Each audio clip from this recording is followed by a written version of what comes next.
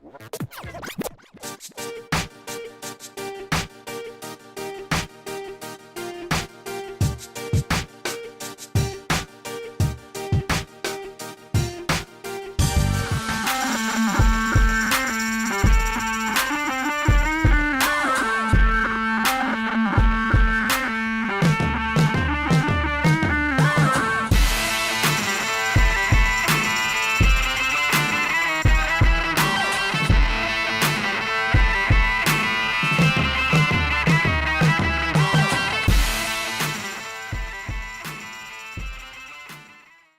is going on, Rotogrinders? Welcome back to the NFL Pick 6 show, double digits, week 10. Usual suspects, Rich Hribar, you know him from Sharp Football Analysis, as well as John Daigle from NBC Sports. John, I was actually listening to your one of your shows pre-show today.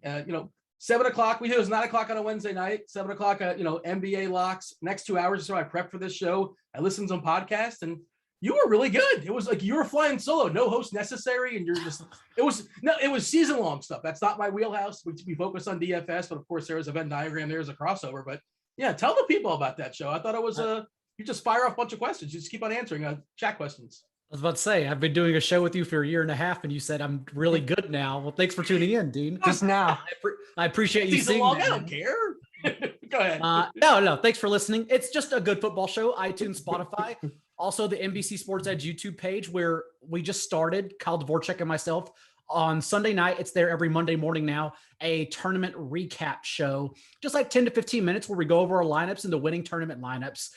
Most of the stuff we talk about here because, this is where we start our process, all three of us, and we build lineups from here. And, Browns Bengals last week did get nearly 10 points over the over. Turns out the Bengals only contributed to that with turnovers, but nonetheless, it did hit over. So halfway there. It doesn't pay the bills to get halfway there, but halfway there. You know who else scored a touchdown was we did mention him on the show. We think not complimentary, but in a complimentary way. Donovan Peoples-Jones did catch a touchdown. So I think he's hitting every week except the one you talked about him. Hribar, how was we'll rehash last week for a second. Sure, why not? People always like to get a little rewind. A lot of people, well, it was a rough week, right? DFS wise, season long wise. A lot of the stuff that may have been predictable didn't really happen. Thankfully, Yahoo saved my week. I did pretty well in that Yahoo contest. It was a positive week. Yeah, but do you have any thoughts as far as week 9? Is this a forward-looking show? We're just gonna look past it, or what do we get out of it? I got nothing out of it. I got $0 out of week 9. Absolutely nothing in return. It was an absolute disaster.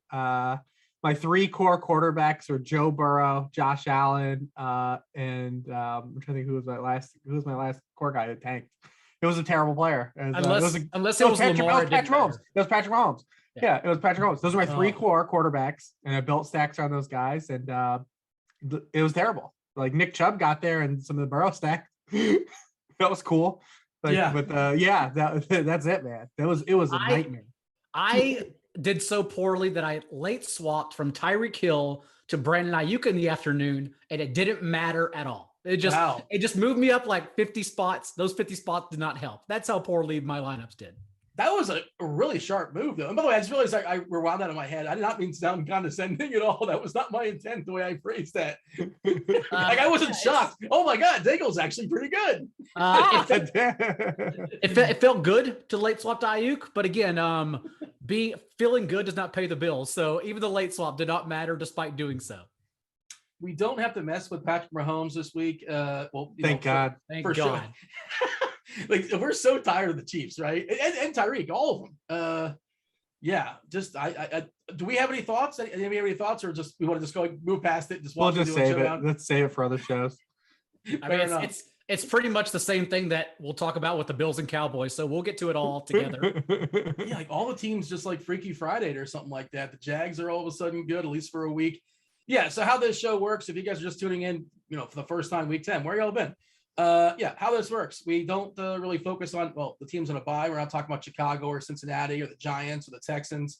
Thursday Night Football, Baltimore and Miami. This is a main slate show. So we're not talking about Kansas City and Vegas or the Rams or San Francisco. The 11 games in the main slate. Of those 11 games, we focus on three main games, the 3 premier games, 3 games from a DFS perspective from all potential angles.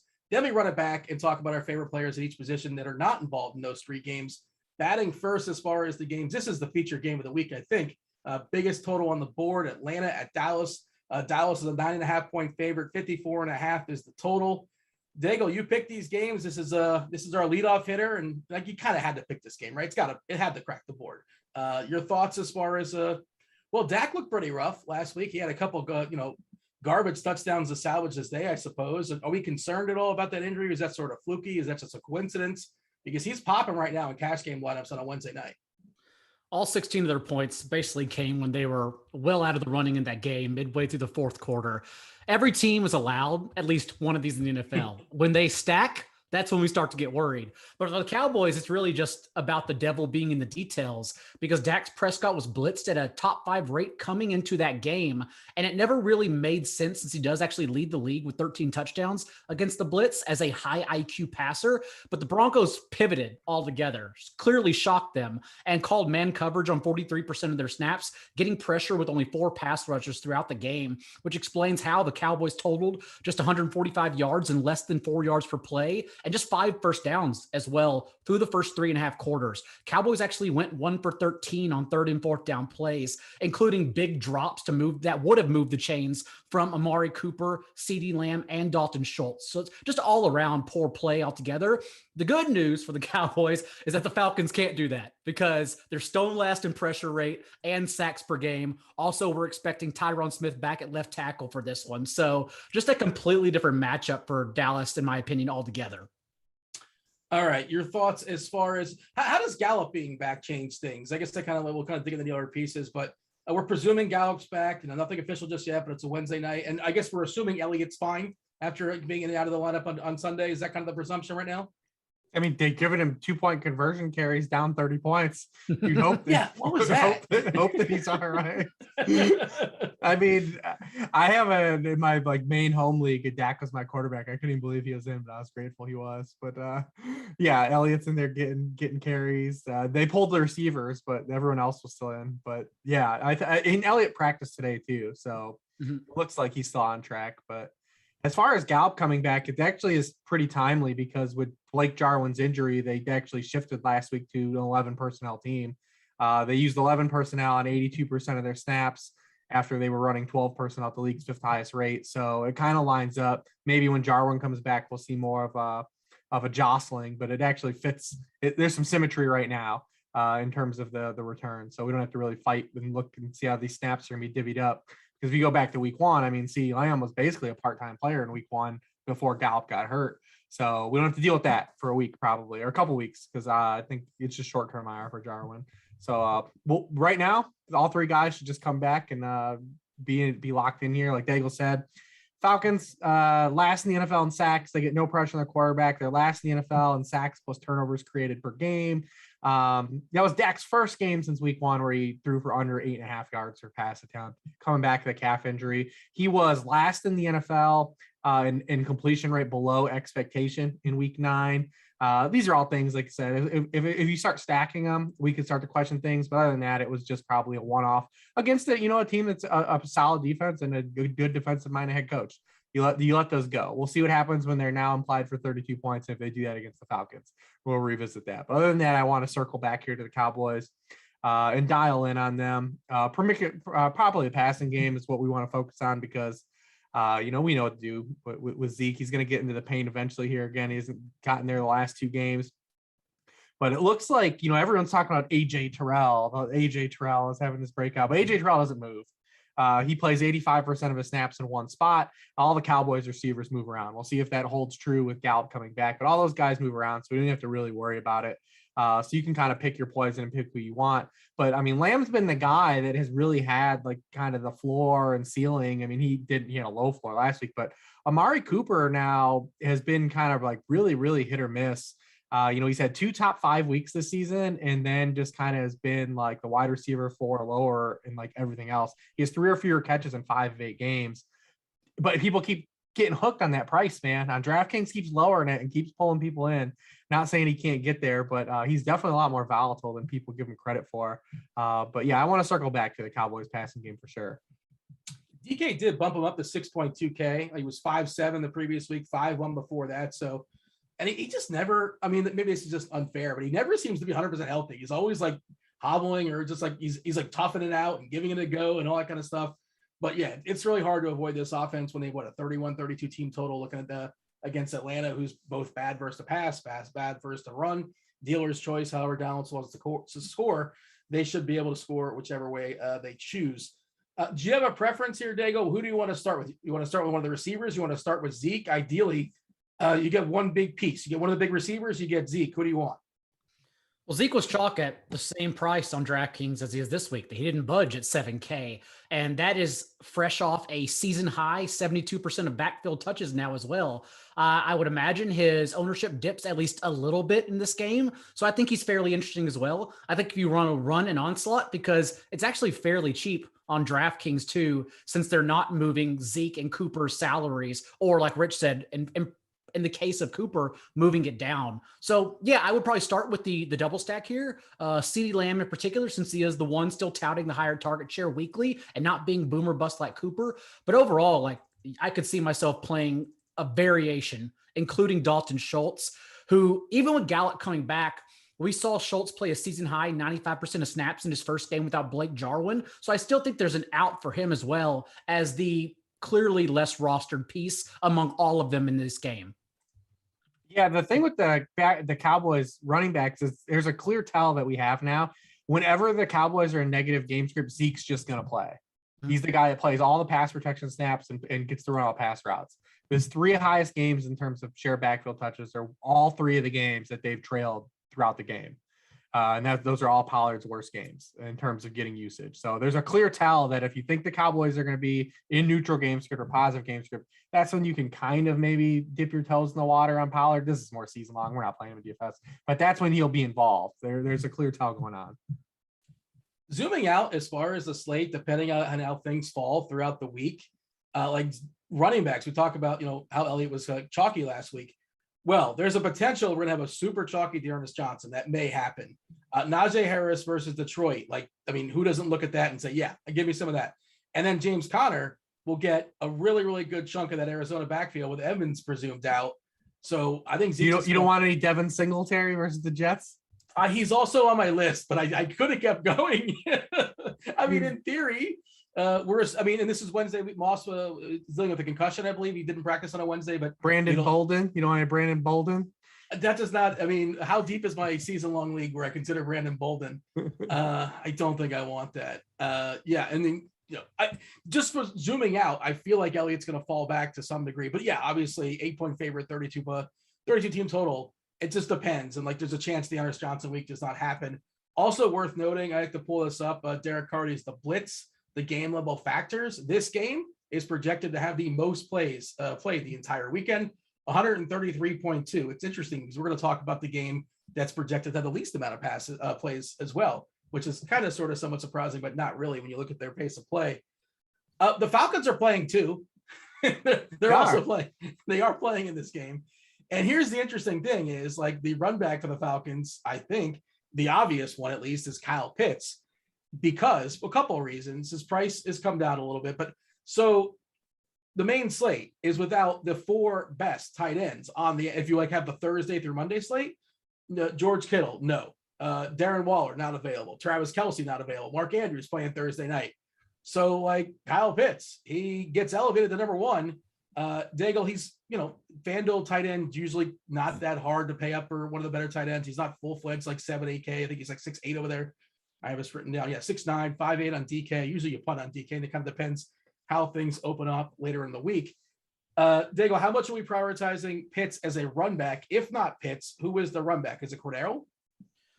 Well, the same message you're sending about Pitts is also why I actually quickly want to pivot to Matt Ryan, because we also don't have Mahomes, Stafford, Lamar, banged up Kyler on this slate. So I could see myself getting interested in Matt Ryan run backs with Cowboys players as well. It's been a couple of weeks since Dallas's secondary has really been threatened by an above average quarterback. Mac Jones completed 72% of his passes against them, but only threw 21 times in that shootout game before the bye. We had Kirk Cousins' poor primetime performance against Cooper Rush, and then Bridgewater most recently only connected on one throw, 20 plus yards downfield, but still averaged 8.8 yards per attempt against them this past week. But Matt Ryan does actually provide some juice here, because not only does Dallas consistently leak big plays, permitting the 8th most passes, 20 plus yards downfield this year, but their strength in getting pressure is what Ryan has been good against this year. Only the legendary Jets quarterback, Mike White, and Bridgewater have a higher completion rate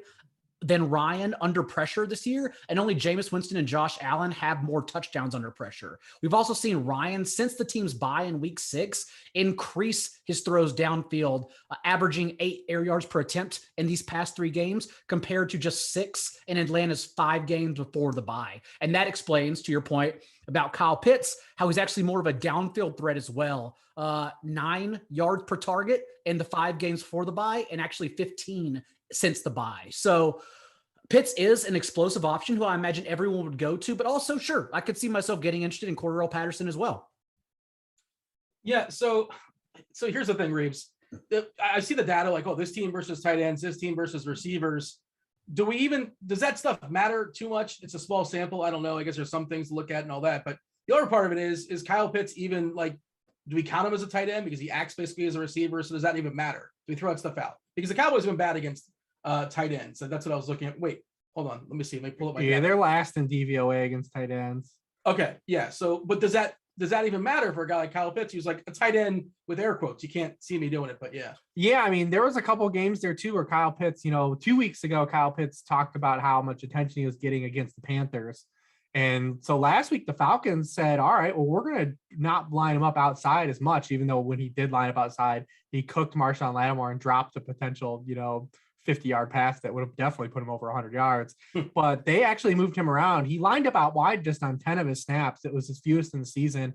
And then he played in line on 15 of his snaps, and then in the slot on the rest of his snaps. They moved him around and tried to get him in different spots instead of what they did in a couple of weeks prior, where they really leaned him in as more of an outside receiver, basically as a lead receiver.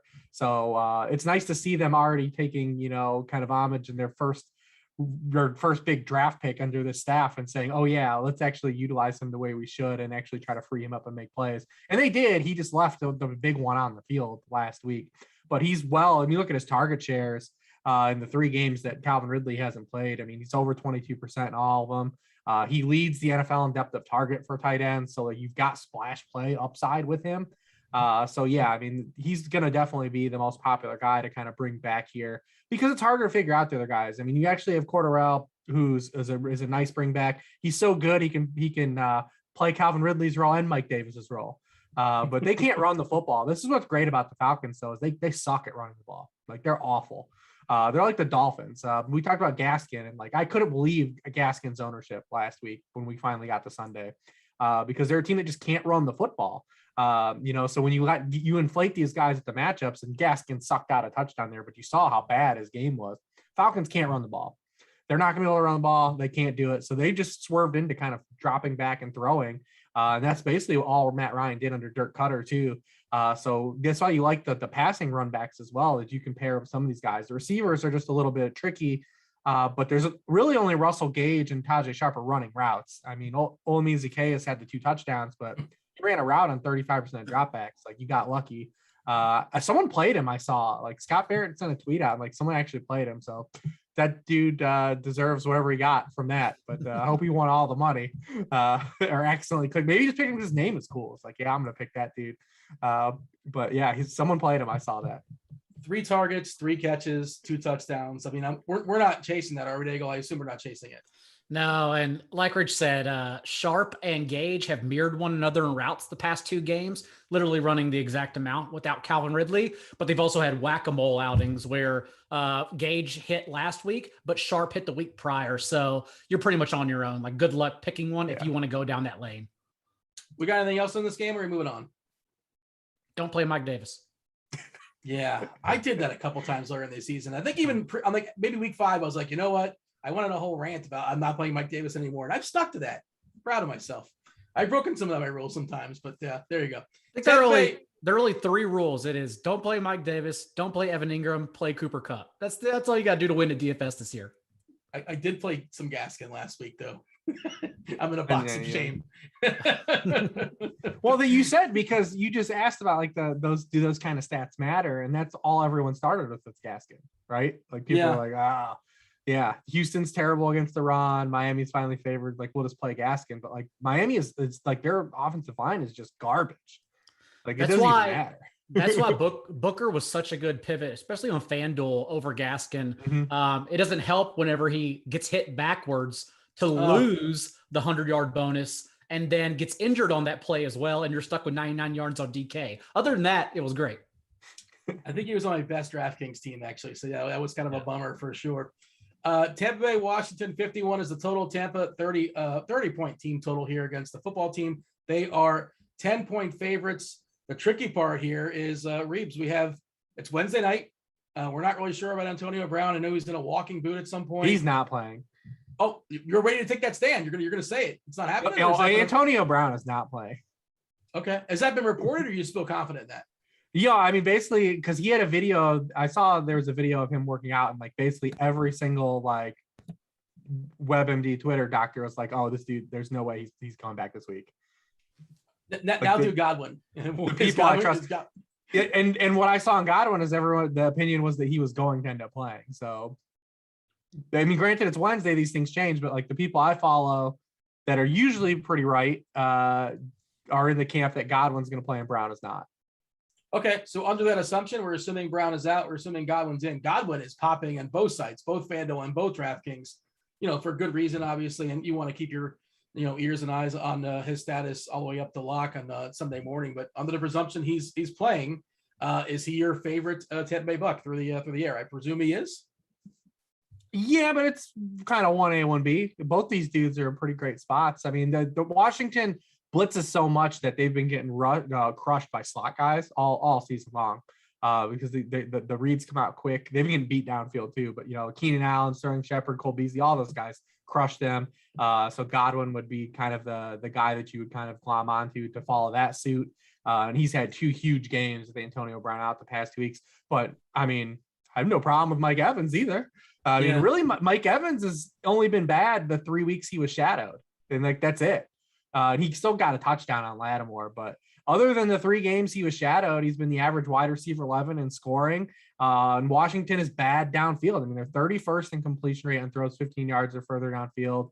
30th in fantasy points allowed on those targets. So, yeah, I like both those guys. It's an expensive double stack. But as long as Godwin practices by Friday, it's definitely a great double stack. Daigle? Very much the same. Brady hasn't thrown fewer than 36 attempts in any game this year, has only dipped below 40 twice. Washington also allowing quarterbacks, like Rich said, Washington blitzing so heavily, and that's probably why they actually are the only team to allow at least 1,500 passing yards on completed air yard attempts. So it's just a downfield attacking one that we know they can move the chain, since Washington's defense also is allowing a league high 56% conversion rate on third downs. So utmost confidence in Brady double stacks, as we do have every single week. You've got the guy that's got the most passing touchdowns in the NFL. It's already had a bye, facing the team that allows the most passing touchdowns per game. I'm just going to line those up because the Washington's actually the one thing, as bad as they've been this year, they've actually stopped the run, which is even better for us, right? Like when you have one of these teams that are bad, like that can't stop the pass, but then they are always behind, and Washington is always behind. Teams just want to line up and run on them, but Washington's actually bowed up and said, like, we're still going to stop the run. And that's great. That's exactly what we want, because we just want Brady to keep chucking it around the yard. And it's still pretty concerted. We're not going to have AB. We're not going to have Gronk.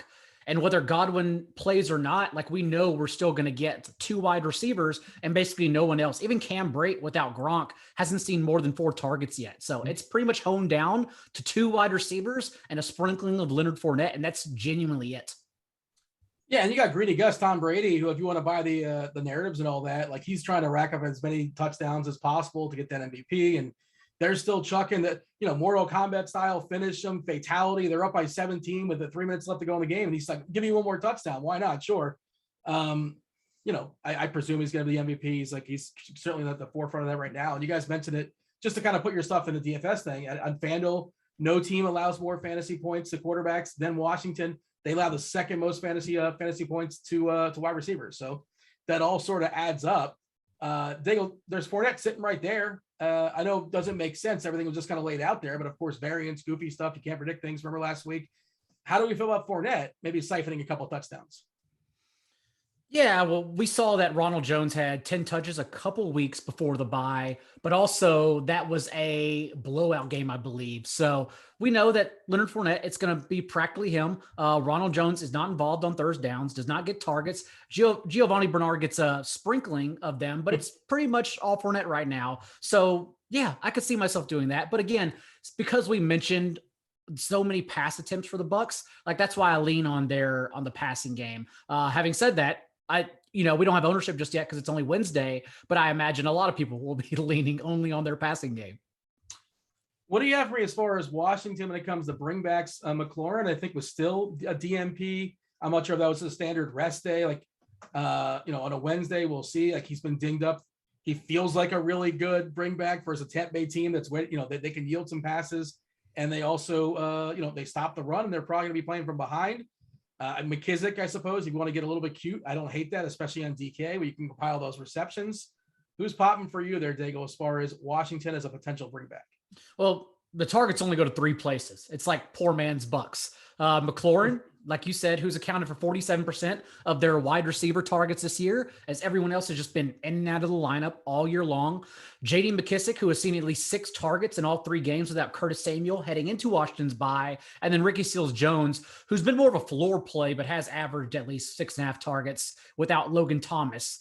Logan Thomas, we don't know his status just yet. The injury report in the CBA, they can participate, but reporters don't have to say anything. Coaches don't have to say anything because they're not actually activated just yet. So we don't know Logan Thomas. He sounds questionable, truly questionable. And so we'll see what happens from there. But like, the targets only go 3 directions. And we also know that teams are still throwing third most pass attempts per game against the Bucs. So we're not expecting like a Gibson breakout to be hammered into the teeth of the Bucs front 7. It's going to be through the air if someone gets there, which makes it seem more like a McKissick game. Rich, Washington? Yeah, I mean, that's pretty much it. Yeah, it is. I mean, listen, McLaurin's like your upside run back, and you can get caught holding the bag, and then McKissick is probably the guy that's a little safer. And this leverage and all these running backs, there's going to be 1,000 running back plays this weekend already, and it's only Wednesday, and we'll probably, who knows, knock on it, we'll probably get a couple more. The way all these things, every Friday has been just an absolute nightmare in terms of guys being out. Yeah, wait till Alvin Kamara's out too. So yeah, those are 3 guys. A beat speculated on that. They basically said pick up Melvin Ingram, Mark Ingram in your season long league. And is that just one beat writer, or he did miss practice, I believe, as well too, right? Is that? Seems like it's going to be a day-to-day thing, but we are worried. We are absolutely worried. Yeah, and they are also apparently working out a couple running backs too off the street too. So if we add Mark Ingram to this mix too, this is the worst part about it, is that all of these guys are valid plays, because sometimes like a running back goes out and then it's still a committee. We have to figure out roles, but all the ones we've talked about between Dearness Johnson, James Conner, Mark Ingram, like, there's no one behind them. Like, those are workhorses. So now we have to figure out 6 different chalk workhorses on the slate. So it's just going to be a wild week. But speaking of running backs that, everybody's in play, Antonio Gibson, that's it, right? Like, I cannot trust him. I don't believe, I don't know what they're doing with handling of him. If he's really hurt, if he's not hurt, and it feels like a half measures thing. Can you confidently roster Gibson, or would you even do it? Would you consider it, Reeves, or I'm just crossing him out at this point? Yeah, I mean, I'm not going to get there on him. I mean, the best thing you could say is that, he's still getting the goal line carry. So if they get there, you can run into a couple touchdowns. But I mean, where do you see any yardage coming for him in this game? Yeah, it's a shame too. He seems like such a talent, but it's just not fully healthy. We got anything else this game, boys? We're moving on. I think we're moving on. Moving on. Oh, go ahead. Nope, that's about it. All right. Seattle at Green Bay. Green Bay minus 3.5, 50 total. We have two marquee quarterbacks, presumably coming back this week. That's what we're assuming at this point on a Wednesday night. Wilson for Seattle, Rodgers for Green Bay.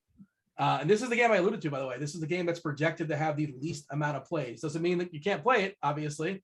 There's some premier stuff going on. So, Daigle, I guess we're just going to assume that Russ is fine. His finger is okay. And whatever report, I saw a report like he's throwing whatever without pain or something along those lines. I guess because some of the internet doctors you guys alluded to, and I probably follow the same ones, are like, well, he's coming back really early. But, maybe he's a quick healer. I hope so, because we're not playing Geno Smith. If not, nano bubbles, baby. Nano bubbles are still popping. And for Russ, the Seahawks, remember, they only averaged 56 plays per game with Wilson to start the year, but we're still able to average 6.5 yards per play in a slow environment like they enjoy for whatever reason, because Russ was Russ. He was averaging 9.5 yards per attempt prior to injury and had only thrown one pick to that point. And the targets, the best part about Russ is that they were all concerted. There was no Freddie Swain and Penny Hart involved. 28% went to DK Metcalf, 24.8% went to Tyler Lockett. And they were all efficient targets. Lockett and Metcalf also were tied for the team lead with 3 end zone targets apiece. And so that's the best part about getting Russ back. It's just efficient targets in a very friendly spot against the Packers. Slow, yes, but one that could still pop, assuming we get Aaron Rodgers back as well. Yeah, you wanted to run back on the other side to keep it interesting. We saw it happen with KC and Green Bay last week. I don't know what KC's offense would have done if they were pushed, but they weren't, thankfully, for their sake. Love was, what do you want from the guy? He tried his best, I suppose. I mean, the first 1,000-yard stare Spagnuolo saw from Love, he just sent the house. He was like, "Oh, it's game on, boys!" And he turned into giant Spagnuolo and just found all creative ways he could send 8 every single time. What did you think of the seats his mom had? Were you impressed by it? They really hooked him up. How does that happen? Yeah, they did them dirty. Did them dirty. Yeah. They did her a favor, though. Well, yeah, it didn't. She didn't want to get too close to the action. Also, good on her, though, for still showing up. She didn't care. She was there to watch her boy. Yeah, respect. DK also priced down the receivers here, after the Geno experience. Lockett is down to 6'5". We have DK Metcalf down to 6'8", making pretty appealing. Jumping at Reeves, as far as your thoughts on Seattle, and I assume it's all about Russ cooking in theory, but you never know because Pete Carroll's still the coach, and maybe he wants to run the ball, but the worst. Yeah, I mean, prior to Russ's injury, I mean, he was leading the NFL in fantasy passing points per pass attempt, but just 12th in overall passing points per game because he was throwing the ball just 27 times per game. So the same thing as always, right? Like we're just revisionist history always with Seattle. But you would like for him to come back because Green Bay really doesn't blitz. They don't put any pressure on the quarterback. It's a good matchup. I mean, so, when they've actually had to face good passers, I guess Patrick Mahomes doesn't count anymore. Yeah, I mean, but they've been exploitable. And since they lost Jair Alexander, like they've been giving up big games to opposing wide receivers. It just didn't happen last week, even though Tyreek had all those targets. I mean, Tyreek had plays though, like in that game, like they just missed on him. They were definitely deep balls available. So, I mean, there will be some plays here to make. It's harder to kind of, with Seattle because these guys never do well together. Since the Seattle has DK Metcalf, they've gone over 100 yards together just twice. So like it's always one or the other. You would think that just because the tree is so concentrated, like Justin Jefferson and Thielen, like we would have games where both these guys do well, but it just never happens.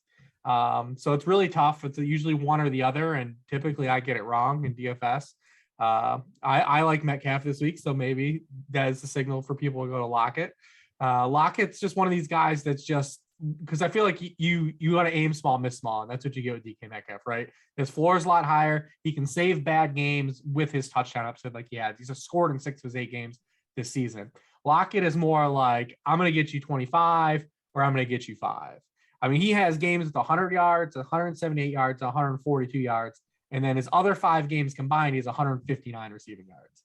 So, I mean, it's just, I never really get to Lockett unless it's like a super smash spot or like DK, it's like going to be shadowed or something by like a guy we respect. But Yeah, I mean, I don't have any problem with people that do believe it's a Lockett week because it's typically one or the other. They don't throw the ball at anybody else. Gerald Everett not used. Freddie Swain might get a target or two. They're not really incorporating the backs in passing games, so it's really going to be these two guys. It's just frustrating that it can't be these two guys together ever. You want to take a shot at it, Daigle? Metcalf or Lockett? What do you have for me? I never know either. I'm right there with Reeves. Like, it's a coin toss. I never get right. At least it's not a showdown slate where it really costs you. Like you have to nail it in a showdown slate. You have a little more leeway with so many options on a main slate. I still lean Lockett personally, but also again, it always just comes down to who is rostered less for me. What about the Packers? Rodgers back with we're assuming that nothing official is said, but that seems to be the timeline. Devontae Adams, that's his boy. Beyond that, you can always throw the dart at MVS. MVS gets those deep passes. Sometimes he catches it. Most of the time he doesn't. What do you have for me as far as the Packers offense here, Daigle? Well, it's Seattle's first real test in a month since they were dealt Roethlisberger, Jameis Winston, and Trevor Lawrence, who has now struggled in back-to-back games around their bye, and Geno Smith's 3 starts. But prior to that, they were allowing over 300 passing yards per game.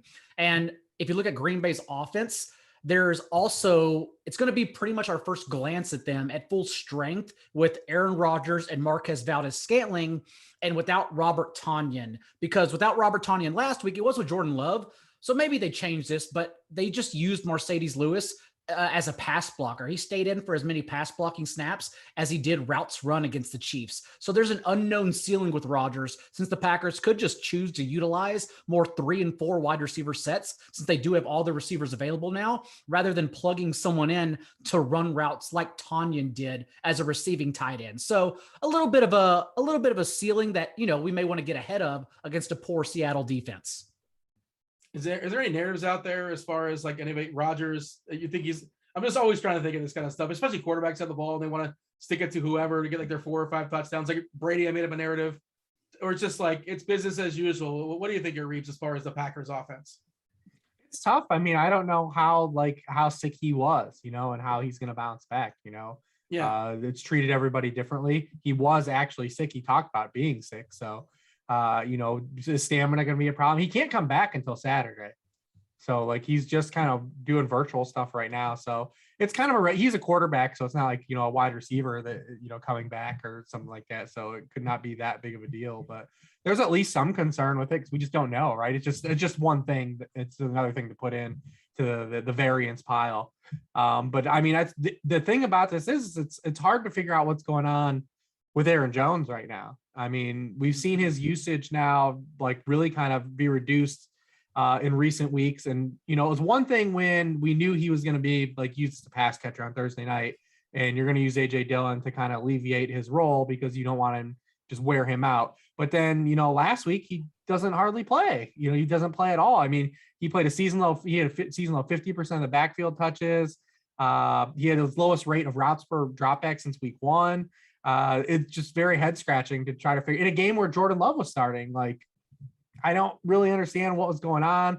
And then you've got this thing with Aaron Jones. Now he's had just 3 RB1 scoring weeks now in the season through 9 games. So, and he's priced up like he's consistently getting there. Aaron Jones is priced like he's been smashing and he hasn't been. And AJ Dillon's getting more and more work as the season's gone on. That could flip, I guess, at any given time. We don't know how static it's going to be, but it's been happening. And Seattle's been a team we've wanted to kind of attack with combo backs, especially. They've been terrible against guys that can catch ball out of the backfield and can run.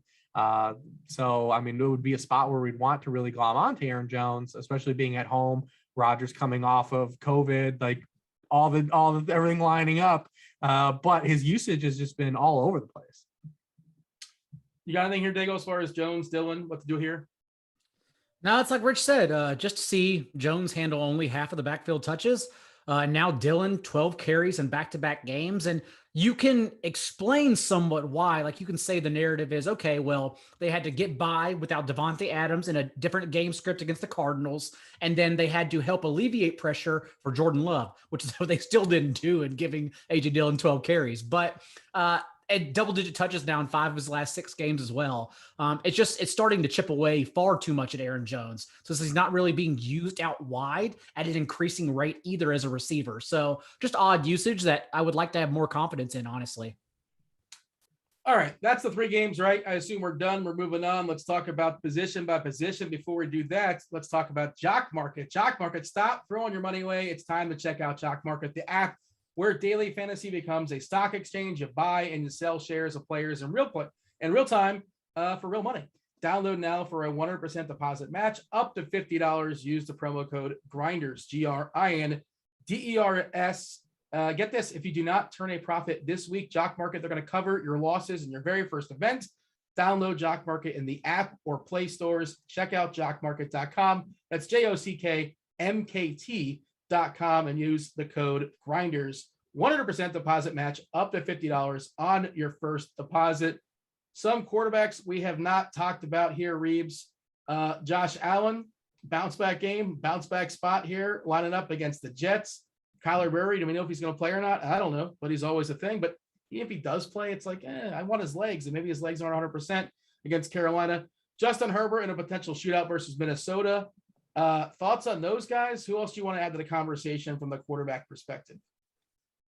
Yeah, I like Herbert. I mean, Allen, you got to pay for it. No problem with it, against this Jets defense. But, I mean, really, it comes down to the Bills have to find a way to at least just run the ball somewhat.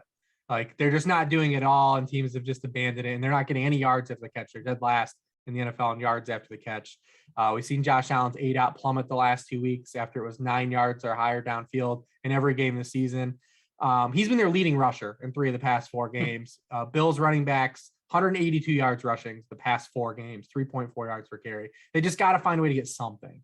I mean, the Chiefs are trying it at least. Like, the Chiefs are at least calling plays to combat how teams are defending them. It's just that, Daigle's boy, the mentor, can only get what's blocked for him and he falls down.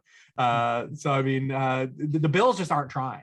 I mean, you look at last week, they couldn't even run. The Jaguars actually are sneakily really good up front and against the run, but the Bills in a 9-6 game, they tried to run 9 times with their running backs, and they couldn't. They were there, but they only averaged 0.22 yards before contact. Like, they were just getting destroyed. So they just got to find a way to get something. If you do want to at least run the ball a little bit, even a little bit, the Jets are your team. The Jets are going to let you run the football a little bit. So at least maybe they'll get something going. I mean, I don't know if I'll end up getting to Devin Singletary because it's Devin Singletary, but if he's gonna, he does catch the ball a little bit. So, if he can somehow get himself to 18 or so touches, he's in play again too. So I think a lot of people won't want to really click him when they can just go down to like the Ernest or, maybe play a Mark Ingram or some of the other guys we talked about in that area. But yeah, I mean, we still are coming off of before last week though. Josh Allen had 3 straight games where he's a top 5 fantasy scoring quarterback. So let's see if it starts to snowball. And if they can't counterpunch here, I do have some faith in Daigle. They just got to run it enough, a little bit, make teams just don't be so one-dimensional. Daigle, what do you have as far as the guys we threw out there? Allen, of course, Herbert, Wentz. Who else do we add to the conversation? Whenever your running backs are the mentor and the mentor, that's not a good sign for success rate. I also like Kirk Cousins as the pivot, not only off Dalvin Cook, but off Justin Herbert as well. Cousins has been awesome on throws 20+ yards downfield this year. It's basically a coin toss whether those balls are completed or not whenever he launches them deep. The only issue, of course, is that he does not launch them deep because they don't let him. Less than 10% of his throws actually have traveled 20+ yards downfield. But I think they'll be forced to throw more again in this game since the Chargers can move the ball with ease underneath with Austin Eckler and Keenan Allen. And if that is the case, it's a good spot for Cousins since the Chargers look like they'll also be without their 2 starting cornerbacks again. Jalen Hurts could have even had a better week last week. He was the QB 11 overall, but of course it's Jalen Hurts, and he missed a wide open Dallas Goedert and wide open Devonta Smith in the back of the end zone. So a little bit of a sneaky spot, even though the Chargers have been fairly good, the best actually against passes 20+ yards downfield this year. And yeah, that's about it for me. I don't think I'll get on Carson Wentz, even though it is a good argument. I think Jonathan Taylor genuinely is just underpriced. Like, he should be, Derrick Henry, he should be like 92, 95. And so the fact he's not yet, it still seems pretty cheap for Jonathan Taylor, honestly, especially if they're going to continue healthy scratching Marlon Mack. It's interesting. You mentioned Hurts, and I was going to ask, I feel like he's been in my player pool every single week. And this is the first week where I'm considering, and it's early, it's Wednesday. I'm like, maybe I don't need Hurts. And like, part of it is because he's just been bad. Like you said, like he's just been bad. it's really hard to just assume he's just going to get there in the fourth quarter. Like he bailed out on a couple of runs, and yeah, he can move, he can run, but the floor it's is also so low. Nick Sirianni doesn't understand you put the AC at like 60 or 61. He puts it on 73 or 48. And so it's just always the complete opposite end of the spectrum. To have 17 pass attempts, like I understand that's what you wanted to do against the Chargers, but even 17 pass attempts is still pretty wild when you should just put the ball in Jalen Hurts' hands more and figure out more creative ways to do so rather than just asking him to be a downfield passer. So it's also Nick Sirianni's fault. Well, you bring up a good point here. The AC, I'm curious. I have two questions. One, what is the optimal AC temperature? Two, does Silva agree? He has it. I don't touch it. I think he puts it at 59 or 60 every night. But I will say there was one point in the winter last year where we both had shows like in the winter last year, and the battery went out and it controls the temperature. Maybe this is my Silva story of the week. And we both just didn't have time to leave. Like we couldn't leave the house. And so we were just like, okay, settle down, put a hoodie and toboggan on, and let's do this and we'll figure it out in the morning. And then we woke up freezing. I could literally see my breath in the house, went to get batteries, came back, put them in, hit the thermometer really quick to turn it up and see where it was at. It was 47 in the house. We slept in that evening, and none of us budged because we're ridiculous. Reeves, do you have an optimal temperature? We keep it at right around like 70. Yeah, I think that's 71, 72 is kind of that's the good zone for me. Yeah. But 60, but I guess that's when you're in Chicago, or if you're in Cleveland, I guess when it's on 60 it doesn't matter. I don't know. No, there's no excuses. It's just Silva. That's all you got to say. 59, okay. 60 is pretty low. That's cranking, man. That seems pretty low. Well, also he's upstairs, so he gets the heat. I'm in the basement in the guest bedroom, and so it's already cold as hell down there, and it gets even colder when you crank it up. So I'm just wrapped up every night, like I'm in prison. Reeves, do you have any more quarterbacks for us, or shall we talk about some running backs? No, that was pretty much it. Yeah, we've kind of like referenced these guys throughout the show several times. Singletary, we've kind of head nodded, and like nobody seems to want to play Singletary even if Moss is out, but like in theory, it's a good play. CMC came back, maybe gets a little more usage. You got a bit of a discount, $9K now on FanDuel, 8.4 on DK. We talked about if Evans being out, we're presuming Evans is going to be out. James Conner, 7K on FanDuel, 6.3 on DK. D'Ernest, if that backfield is if Chubb's not back in time, he's 5.4 on FanDuel, 4.7 on DK. Like, how do you not smash that? Like, outside of ownership, obviously, but that's an incredible play. Yeah, I wanted to kind of be like not into it because like he popped on prime time, and we know he's not going to add like a ton in the passing game. And it's like, man, on the road against the Patriots, like what if this is like the 70-yard game, right? Like the 70 total yard. And then I'm just like, look at this price. What are you going to do? Like, how could you not? Especially if you're just playing in like your cash lineups. Like, how do you not? Yeah, I mean, it's a tournament conversation. The cash conversation doesn't exist. Like he's like the first guy you put in. I want to fade it. I want to try to fade it, but because he's like the archetype of running back I want to fade. But the Browns run the ball on everybody. And man, but he's so cheap. He's so he opens so much up. Yeah. He's going to open it up for everybody though. Who do you want to fade him for? Who's a tournament guy you think might be lower owned that we haven't? It's got to be Singletary, right? Like people aren't going to want to play him, right? I mean, they will, but because the Jets, but models are going to kind of like him if Moss is out, like considering the circumstances, like not love him, but kind of like him. Like he's going to, I don't want to say pop, but I imagine he'll be, hitting lineups just because of the circumstance. I would definitely take a chance on Singletary. Just hope they run the ball a little more. We saw in 3 games without Moss last year, Singletary was not good, but he still handled 14 carries and four targets per game. So the opportunity was there. Maybe they get like Matt Breida involved for a handful of carries. I can't imagine so though. So I wouldn't mind Singletary taking a chance, especially in tournaments. I want to see CMC take because in theory, like he has this massive ceiling. Now it's not this great matchup here against Arizona. His quarterback is going to be Walker, I presume. That's what I mean. Darnold's going to be out for 4 weeks or so. Mm-hmm. Just that offense might be like just shot from the get-go. And Arizona defense looked great last week versus San Fran. Daigle, like, do you have a CMC take for me? Of course, I guess he's in play for tournaments, but do you feel good about it? In theory, you should because it's CMC, but that offense looks like it's going to sputter. no strong take, just that I would expect his workload to increase. And it was already fairly large. Like just to get Chuba Hubbard already out of the picture with, 3 touches. And I know Amir Abdullah came in and out touched Hubbard, but overall, just to pretty much get McCaffrey involved and then take him off the field in a blowout situation, I expect he would have played more. You would expect all his usage to increase. So yeah, that's fine. PJ Walker, I watched every XFL game. He's not good. It's not pretty. And we've seen him come in off the bench as well, throw 2 picks immediately. And so I don't have much faith in the offense. But also now that I'm talking out loud, I can see this is the case everyone will make and not wanting to pay up for Kamara, or for McCaffrey. And that's kind of the best part when everyone wants to spin down for running back. So maybe I did just sell him and then convince myself to roster him. Maybe they manufacture a bunch of screens for him as well. But by the way, did you watch every Walker XFL game or every XFL game? I was an XFL guy, even though I will tell you, I'm not a tribalist. I will tell you the AAF, which I also watched every game, all 5, all season long, were much better. There was actually good players there, unlike the XFL. Did not have good players except for Donald Parham. Well, Dearness Johnson was one of them, right? Wasn't he in one of those leagues? He was in both. He was actually in both. Okay, there you go. Yeah, shout out. I saw like was it like a DM? He was like DMing every single team, like give me a tryout, like just a cool story. And now it's like this guy's. You had Reeser Island in AAF. Keith Reeser was the number 1 cornerback. You had Trent Richardson leading the league in carries, but also averaging less than 3 yards per carry. It was a really exciting league. And then we even got Johnny Manziel for a couple of games. I feel like Trent Richardson's probably only like 29, and I feel like he's like 40 in my head. How old is Trent Richardson? If he's as good as he was in the AAF, then we're not going to see him for a while anyways.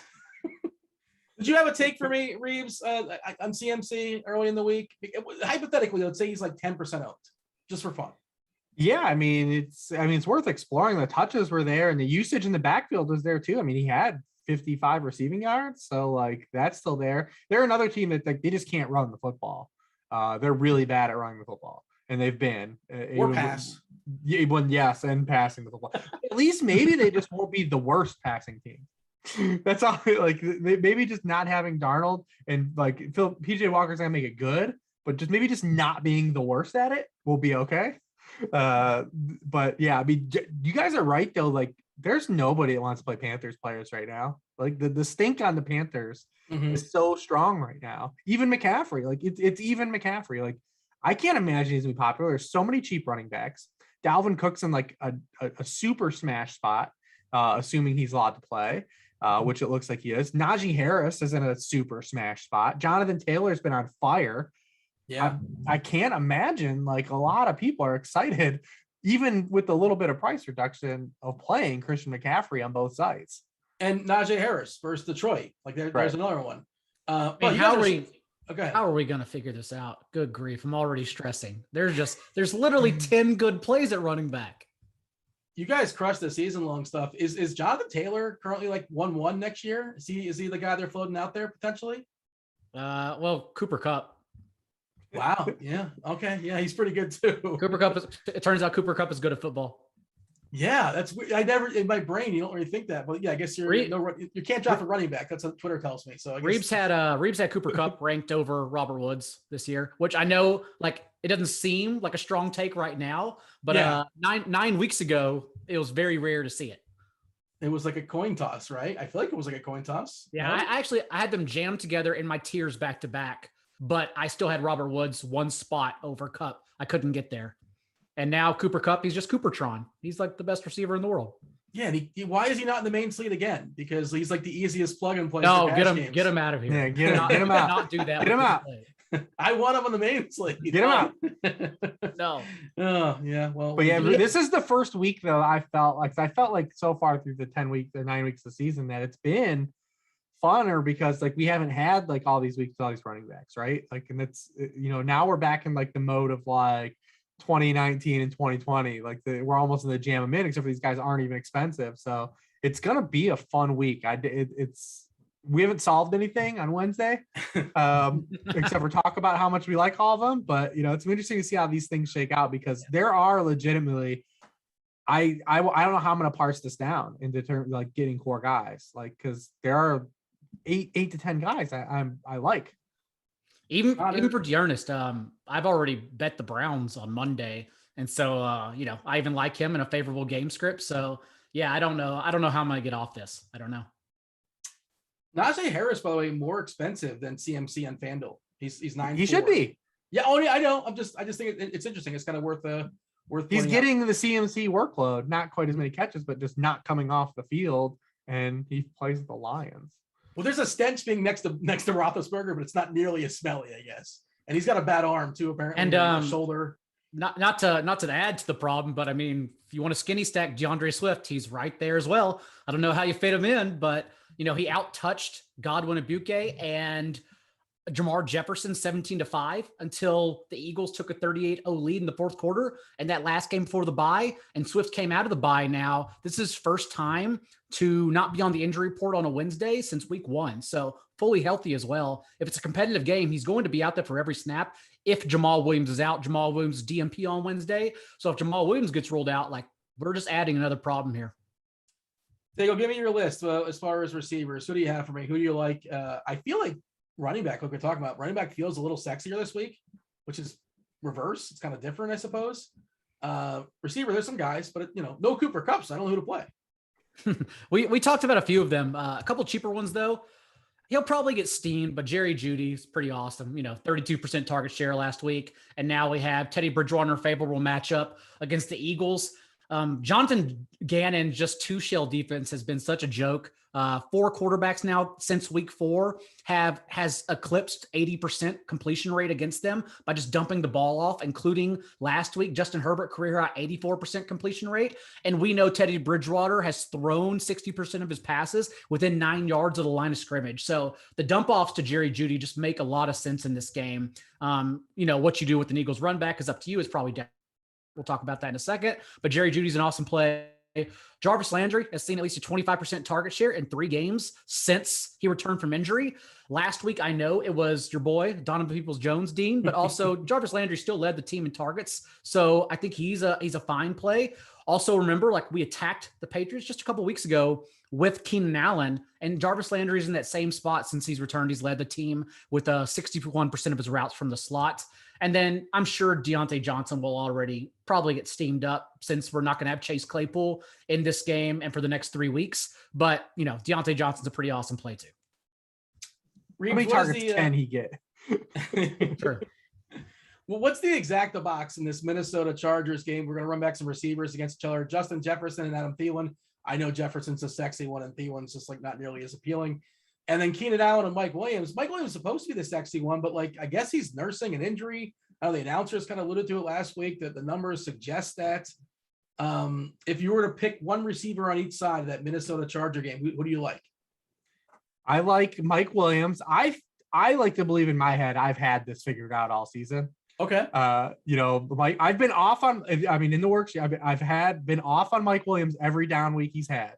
I think it's been the kind of receiver he is. He is a little bit more matchup sensitive, in the way he wins and gets his targets. And you look at all of his games; they were games where you would say, yeah, these were spots to favor Keenan Allen or not spots to favor Mike Williams. The only one was the Ravens game where he legitimately didn't practice until the game happened, and literally everyone died on the Chargers that day, anyways. But against the Raiders are number 1 against the deep ball in the NFL this season. They don't go up anything vertically. Same thing with the Eagles. They don't go up anything vertically. They don't give anything downfield. They get Dale just talked about Jerry Jeudy and why he's so good. They get crushed by slot receivers and tight ends repeatedly. So last week I was off on him. And there was another matchup this season too. What was the other game he flamed? He flamed on him. But you look at all his hits, they're against all these other smash spots where you would be on him. Washington and Cleveland, all these teams that have struggled against perimeter wide receivers. Oh, the Patriots, the other game, who are number 1 in the NFL against perimeter wide receivers. So now you have him coming back into the spot where it's the inverse. Minnesota's been getting just crushed on the outside. 5 top 15 score weeks. Amari Cooper, 8 for 122. Marquise Brown last week, 9 for 116. DK Metcalf, 6 for 107 and a touchdown. Jamar Chase, 101 yards and a touchdown. I'm gonna plant my flag and say that Mike Williams isn't really had anything happen to him, really. It's just that there's been some oscillation. He plays with another really good wide receiver, and the matchups have kind of dictated where the ball's gone. And I'm going to stick with that until I'm proven wrong this week when Mike Williams has 2 catches for 44 yards. We also know he's healthy because like that 49-yard catch he had this past week was against Darius Slay. And then Darius Slay later got banged up. But Williams we know is healthy. He was in a 90% of team dropbacks this week. He leads the NFL in end zone targets. He had an end zone target last week, just couldn't pull it in. And then on the other side of the ball, I'm still like, Adam Thielen splits versus zone-based teams and man coverage are still night and day. So, I mean, you've got a zone-based Chargers defense, although they don't give anything downfield either. So it's not like you're expecting them to give up the stuff to Justin Jefferson, but like Daigle said, they're just so banged up on the back end, and that maybe that's just not static and sticky for this matchup, just because Michael Davis is out. Asante Samuel's concussion protocol. Michael Davis' backup Ryan Smith tore his ACL in the game last week, so he's out. So maybe just because of the amount of injuries they have, like those kind of season-long stats aren't really as relevant. And then you have a guy like Justin Jefferson who can win anyways versus any matchup. But I like Jefferson a little bit more just because Thielen is the one that struggled the most against zone coverage this season. But I'm sticking with Mike Williams as a guy I'm going to be over on early in the week. Yeah, I like it. Who else is on your list? That wasn't even your list. I was just asking you. It was just Mike Williams. Oh, okay. No, I don't know. I just nailed it. There you go. No, I mean, Daigle covered bases. I mean, Judy looks like a great play. You just hope the Broncos have to throw enough. Deontay Johnson, obviously great. Michael Pittman seems like he's pretty good. You can play him. All those guys. And then all the receivers in the games we talked about. I mean, the Bucs guys, especially. Like, I'm going to be on the Bucs guys. Who's ever standing for Tampa Bay should be interesting. Hey, is Tyler Johnson? We didn't mention him, but if we get no Brown and Godwin, who knows? Is he interesting as a cheapie? Yeah, he's interesting regardless, I think. Okay, either way, he's in play to some degree. Yeah. 3-3 on DK. I think he's like 5K or so on FanDuel. That 3-3s can be useful though.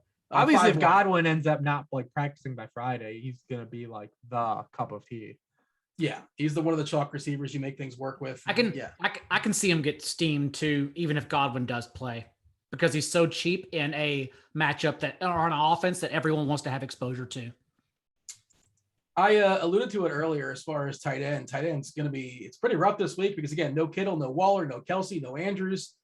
We talked about Pitts.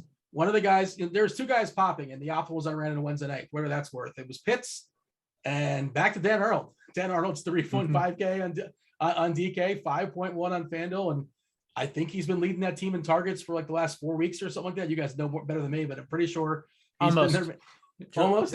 Jamal Agnew is slightly ahead of him because you got to get Jamal Agnew targets whenever you can. Hey, man. Well, his nickname is Swagnew. I learned that on Twitter, too, and that's important, I think. I don't have any fantasy points. I like it. It's good. So, yeah. How many Jamal Agnew targets do you need to get the 100-yard bonus on DraftKings? It depends how many end zone targets he drops. Like, how many targets does he need? Like 30, 32? I mean, 12 is, we've seen that 12 is not enough, so he needs more. Yeah, is Shenault not it? Like, I remember the preseason, people were falling on themselves about Shenault. Is he just not it, or is there other reasons why it's not? Now he's playing out of position because of your boy Swagnew. So, he can't win. He can't run away from anybody. That's why he was always more of like a guy that was built to be like a machine in the slot. And since Shark got hurt, they've kicked him outside. And but even then, it was like false premise because Travis Etienne was there, and then Etienne got injured. And then, and now they're just using other people instead of Shenault. It basically, they're trying to use everyone but Shenault. And unlike James Robinson, no matter what Urban Meyer does, Shenault is not talented enough to work his way into that role, whereas James Robinson refused to be denied. We didn't talk about Marvin Jones, but he's interesting this week too. Give me, Daigle, give me some tight ends that are on your list. And again, it's not a lot to pick from. We kind of referenced a couple of times. Conklin in that Minnesota, Chargers game seems kind of sort of somewhat interesting. Goddard, he gets the shares, but there's no balls being thrown, and they're not really thrown accurately. Is kind of an issue as well too. And the matchup I don't love versus Denver either. Is it Freiermuth's season after the Monday night kind of breakout game, I suppose, and he's been coming up, as the season's progressed. But this is the names we're looking at as far as tight end. What do you have for me? I could get into some Kirk, Conklin, Thielen stacks with Mike Williams run back. I could be interested in that for sure. Conklin has a 21 and 25% target share in his last 2 games. And while we've seen Osborne and Conklin pop up basically opposite of one another, it is a good matchup because the Chargers have struggled against opposing tight ends this year, in particular in the past month, since they are just so banged up in their front 7 and secondary. And then Goddard, I could see myself using him if I played Jerry Jeudy for sure, because Goddard, 32% target share since Zach Ertz was traded, running around on over 85% of the team's dropbacks. And the targets, like this past week, 70% of them went to Devonta Smith and Goddard. Like, they just don't use anyone else. It's such a concerted and safe target tree. Wednesday night, what's the likelihood Dawson Knox plays this week? Because Tommy Sweeney's, he's 2.5 on DK or 2.6 on DK, 4.6 on FanDuel. Not as useful, but do we know, or is there anything as far as Dawson Knox? Or he's already limited, was not put on IR. Thus, this is the game they targeted. So barring a setback, I think he would play. Now, would he be full snaps? That's what I don't know about. Yeah. I mean, I'm just grabbing straws here, trying to like figure out a way to make stuff work and find something a little bit different and off the board. Reeves, what do you have as far as tight ends? I mean, you guys covered most of the ground. I think Noah Fant's interesting. The problem that you just run into with Noah Fant and any of the Broncos is that in the Broncos wins, they throw the ball 25 times per game. So that's always a problem. But, we talk about the Eagles, the type of defense they play.